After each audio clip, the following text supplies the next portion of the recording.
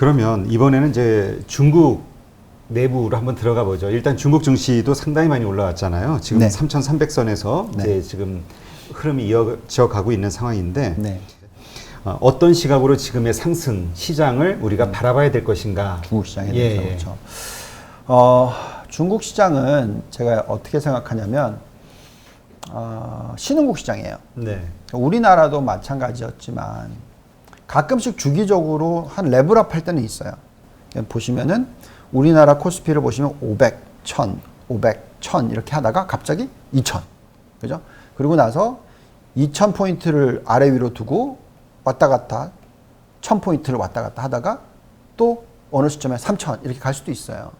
그러니까 결국 근데 무슨 얘기냐면 긴 기간을 투자를 쭉 하는 게 아니라 10년이면 한 2, 3년만 하면 되는 거잖아요. 그때 올라가니까. 그렇죠. 예. 그래서 계속 꾸준히 사서 모으는 전략은 잘 안 먹혀요. 한국 증시가. 시간이 너무 오래 걸리니까. 마찬가지가 중국입니다. 물론 대표적인 종목 같은 거를 골라내서 우리나라도 그렇잖아요. 삼성전자를 사고 그때 있었던 뭐 현대전자라든지 뭐 LG전자라든지 안 사고 그랬었으면 대박 났을 거고 만약에 뭐 하이닉스를 그때 샀었다면 뭐 자본금 다 깎이고 다시 이제 가는 그렇게 됐겠죠. 마찬가지 중국도 마찬가지예요. 그래서 텐센트를 샀다. 그럼 엄청나게 돈 벌었죠. 그렇지만 나머지 다른 회사들을 샀었다. 그러면 닭깡통 찼을 수 있어요. 그래서 그 신뢰도가 참 어렵기 때문에 중국은 저는 맨날 얘기하는 게 타이밍 맞을 때 사야 된다.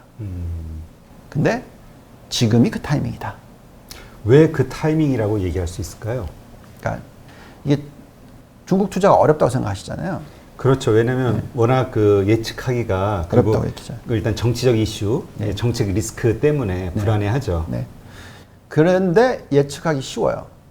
투자를 안 하고 있으면. 안 하면 안 하고 있으면 언제 들어가야 될지 정확하게 알 수 있습니다. 어떻게 그렇게 할 수가 있죠? 사회주의 국가, 정부의 힘, 정부 부양책. 정부의 정책을 보고. 간단합니다. 그래서 제가 중국에 가 있었을 때가 2011년인데 지금 벌써 10년이 지났죠. 제가 2013년 말에 한국 들어왔다고 얘기했잖아요. 그때 제가 뭐라고 얘기했냐면 성강퉁. 죄송합니다. 후광퉁. 후광퉁이 시작되니까 이때는 사야 된다. 엄청나게 틀 거다. 그래서 그때가 이제 상해 종합지수가 2000포인트였으니까 한 적어도 3000, 많이 가면 4000 갈 거다라고 얘기했어요. 5000 갔죠? 그리고 빠지기 시작했을 때 이거 무조건 팔아야 돼요.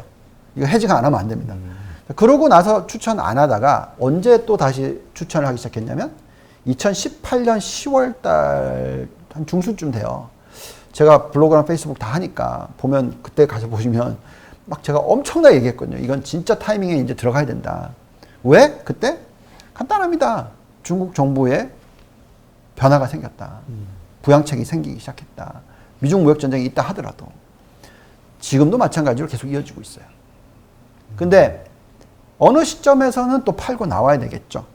그래서 저는 이제 그 타이밍을 보는 데 있어서 뭐 어떤 지표들을 봐야 되는지를 굉장히 많이 봐요. 노력을 많이 합니다. 근데 어쨌든 지금 현재 시점에서는 제가 보는 여러 가지 이 지표들을 놓고 봤었을 때 중국은 아직은 그 10년 주기 중에서 상승 주기에 있는 상황이다. 얼마까지 갈지는 모르겠지만 좀 기다려보자 정도입니다. 네. 근데 그 몇 가지 지표를 보신다고 했는데 네. 좀 대표적인 거 한두 개만 좀 알려주시면 네. 어떤 거 가지고 이게 타이밍이다 생각할 수 있을 것까요? 한두 개. 네. 한두 개만 보면 얼마나 좋습니까? 많이 보시죠? 좀 더 많이 봐야 돼요. 네. 사실은 이게 좀 더 많이가 아니라 정말 많이 봐야 되는 지표들이 있잖아요. 네. 제가 뭐 투자 전략가를 몇십 년 했었으니까 얼마나 많은 변수를 가지고 생각을 해봤겠습니까? 또 제가 또 로보 어드바이저도 만들었다고 말씀드렸잖아요. 그래서 옛날에는 뭐 예를 들어서 금리와 주식 관계, 그러니까 1대1의 관계를 변수 한 30개를 봐요. 그래요. 그러니까 하나씩 다 보고 그럼 별로 답이 잘 안 나와요. 그럼 어떻게 하냐면 금리와 뭐 예를 들어서 경기 요 두 개 변수를 가지고 주식 이렇게 봐요. 그러니까 이거를 해보면 정말 변수를 30개가 있으면 하나씩 보고 30개, 그 다음에 2개씩 보고 3개씩 보고 이거 정말 엄청나게 늘려서 볼 수 있잖아요. 이걸 로보 어드바이저 돌리는 거거든요, 사실은. 근데 그걸 다 해보니까 30개 볼 필요가 없더라. 근데 또 하나, 두 개만 보면 너무 작더라. 정답은 한 대여섯 개만 보면 된다. 그래서 제가 뽑아내서 보는 게 대여섯 개의 지표가 있어요. 그래서 그거를 이제 좀 말씀을 드릴게요. 중국 네. 시장에 대해서. 첫 번째 제가 보는 게 아까 처음에 보여드렸듯이 미국에 대해서 이 상승 여력이 얼마나 남아 있는지. 그러니까 이익에 대한 전망치를 가지고 모델을 돌려봤을 때 어느 정도 상승 여력이 있는지. 이 숫자가 플러스거나 좀 높게 나오면 네. 저는 그 지수나 그 국가를 사야 된다고 생각을 해요. 보시면은 A50, 그죠? 중국의 30개, 한 10%. 그 다음에 중국의 300개 기업은 좀 낮아요. 한 3%. 예, 그러네요. 룸이 얼마 없네요. 없죠. 상해 종합 지수 전체는 한 9%. 근데 중요한 거는 심천 지수 16%.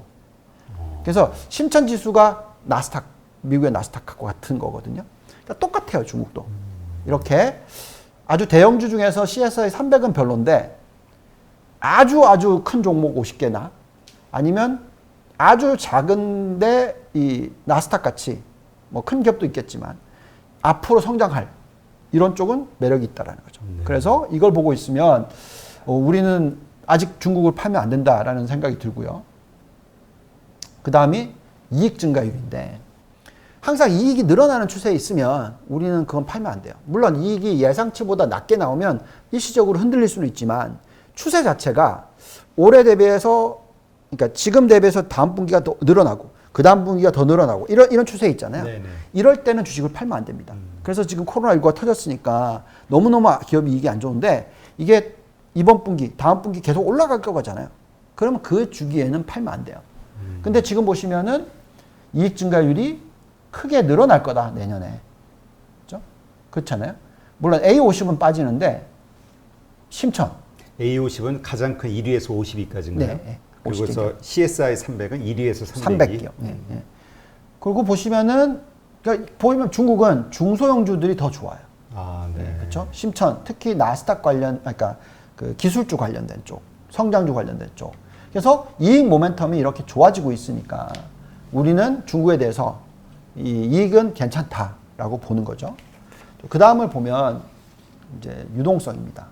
제가 왜 적극적으로 사야 된다고 얘기를 했냐면 이 유동성 자체가 앞으로 바닥을 찍고 올라갈 룸밖에 없다.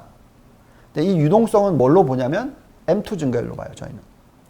그러니까 M2, 그러니까 예금들이 많이 늘면 늘수록 그만큼 유동성이 풍부한 거고 그러면 경기 사이클을 좋게 만들 거고 그러면 증시는 올라가는 추세가 많아요. 근데 보시면 이때 2015년 확 떴을 때 기억나시죠?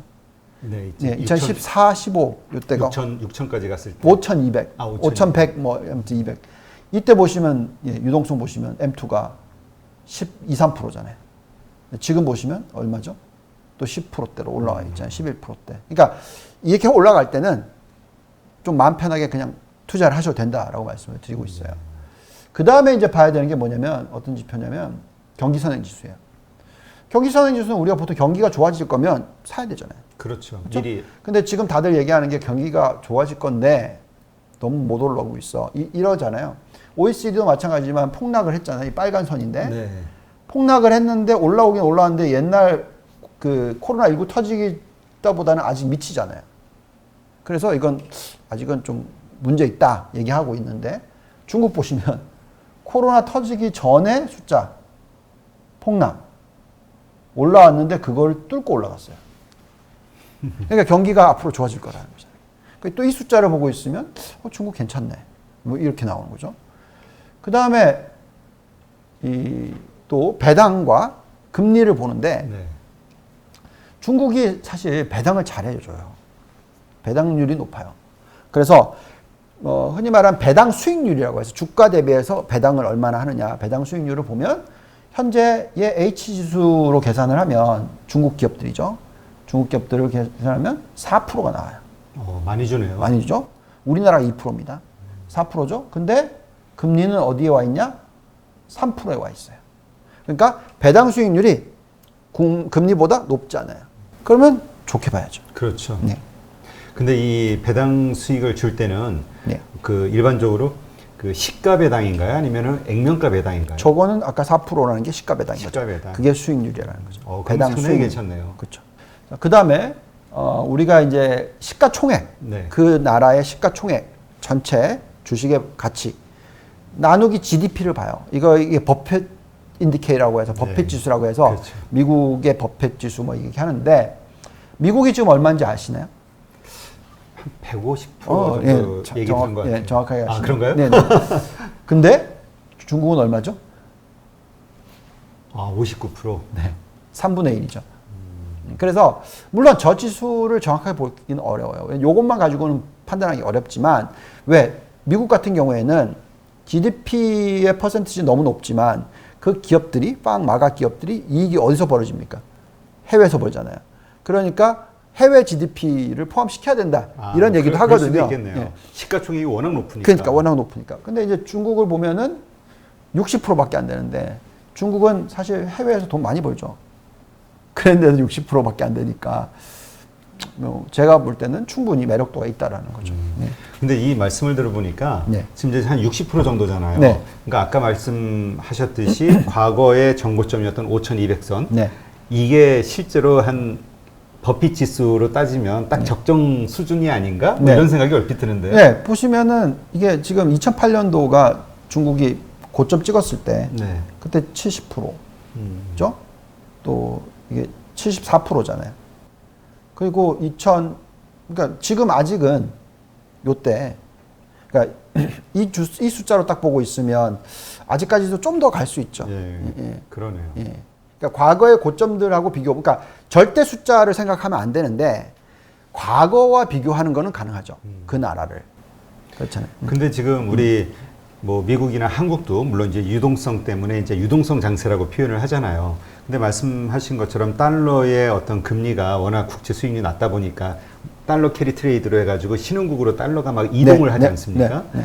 그러면 중국 같은 이런 신흥국을 대표하는 나라니까 네. 여기에 엄청난 해외 글로벌 유동성이 들어오면서 뭔가 더 상승할 할 수도 가능성이 있죠. 할 수도 예. 있죠. 그게 지금 솔직히 말씀을 드리면 한국이죠. 아, 그래요? 지금 이게 우리가 앞으로 그럴 수도 있다라는. 더 갈 수 있다 그런 식으로. 왜냐하면 중국에 돈 넣기 싫으니까. 아, 저희 좀 불안정하니까. 아니 그냥 패권 싸움 하는데 예. 왜 중국 좋을 일 해 이거잖아요. 지금 투자 못하게 하잖아요. 중국 기업들한테. 네, 그렇죠. 미국 정부 눈치가 좀 보이죠. 예. 그럼 미국의 입장에서는 우리나라가 우호국이다. 물론 요즘에 좀 어쨌든 그러면 당연히 중국에 투자를 하겠어요? 우리나라에 투자를 하겠어요? 어차피 위안화하고 원화는 동조화 현상이 있으니까. 네. 아, 그래서 삼성전자는 거의 현금이나 마찬가지다 그런 얘기를 하더라고요, 외국인들에게는. 그렇죠. 그렇죠. 그렇군요. 네. 그러면 우리도 뭐 중국도 어떤 그런 걸 기대할 수 있지만 한국 증시도 좀 우리가 기대할 수 있는 게 있겠네요. 있죠. 네. 그래서 어쨌든 중국을 보시면 네. 아까 6개 지표를 봤잖아요. 네. 그래서 밸류에이션이 어떻고 이익 모멘텀이 어떻고 유동성이 어떻고 또 경기 선행 지표가 어떻고 주식 선호도가 어떻고 정책 환경이 어떻다. 그래서 저는 이 6개의 지표를 봅니다. 그래서 이 지표가 얘기해 주는 건 뭐냐면 점수가 높아요. 그러니까 제일 최고 점수가 플러스 6이고 제일 낮은 점수가 마이너스 6인데 지금 플러스 3.5다. 그러면 저는 이럴 때는 중국 주식에 대해서 뭐 100% 투자를 하는데 100%다 투자가 절대 아니고요. 저는 항상 룰이 있는데 선진국 8, 신흥국 2, 8대2 룰이 8대2. 있습니다. 예. 근데 그 2 중에서 중국은 충분히 투자할 만한 가치가 있다. 네. 또 여기 한국도 그럴 가치가 있다. 이런 거죠. 그러면 우리가 투자를 할 때 네. 역시 지금 중국도 지금 기술주들이 주도주잖아요. 네. 주도주에 들어가는 게 낫나요? 아니면 뭐 내수주라든지 이런 식으로 뭔가 다른 섹터로 들어가는 게 더 유리할까요? 당연히 주도주에 들어가야 기술주. 되는데 근데 그게 그 기술주라는 게 그 나라마다 틀려요. 그러니까 어떻게 설명을 해드려야 되냐면 우리나라는 이미 내수 시장이 커질 대로 커졌잖아요. 네. 더 이상 어떻게 키웁니까? 가계부채 비율이 100%인데. 그렇잖아요. 이자 내느라 네, 쓸 돈이 네. 없죠. 그러니까 더 이상 어떻게 할 수가 없잖아요. 자, 그렇기 때문에 내수 시장을 가지고 추천은 못하죠. 대신에 반도체, 뭐 2차 전지, 태양광, 뉴딜 뭐 이런 거 보면 해외 시장에서 키울 수 있는 룸이 있으니까 네. 당연히 그거와 비슷한 업종을 사야 되는 거죠. 그리고 언택트 산업은 또 한국 내에서도 키울 게 있으니까 그렇죠. 근데 여기다가 해외 쪽이 붙어야지만 더 갈 수 있는 거죠. 자, 그게 한국이라면 중국은 좀 틀려요, 그림이. 중국은 내수 시장이 아직 미국의 3분의 1밖에 안 되거든요. 근데 인구는 훨씬 더 많죠. 네, 그렇죠. 그래갖고 가계 부채 비율이 미국이 한 70%대거든요. GDP에. 네. 중국은 이제 한 50%대 초중반이에요. 아직 더 룸이 있죠. 결국 무슨 얘기냐? 중국은 내수 시장을 키울 수가 있어요. 그럼 이제 우리가 뭐라고 얘기를 하냐면 그럼 중국의 주도주는 뭐냐? 대장주는 뭐냐? 전 이렇게 얘기합니다. 그게 언택트 산업이든 4차 산업혁명 산업이든 어떤 산업이든 간에 중국의 내수 시장이 그 산업의 내수 시장이 글로벌 시장의 절반 이상인 거. 그러니까 중국에서 1등이 세계 1등이 될 수 있는 거. 그렇죠. 그게 어떤 업종이냐? 딱 하면 딱 답이 나오죠. 뭐죠? 5G, 아, 5G. AI, 전기차, 그 다음에 대체 에너지, 그 다음에 식료품에서는 돼지고기. 네, 돼지고기 너무 좋아하는 것 같아요, 거기는. 그죠? 그러니까 결국 무슨 얘기냐? 아니면 마오타이. 마오타이도 정말. 그 자기 나라밖에 그게 전 세계 절반 넘잖아요. 결국 무슨 얘기냐? 항상 시장이 큰 데를 투자를 해야 되고 거기에 대표 종목들을 사야 되는 거죠. 네, 그렇군요.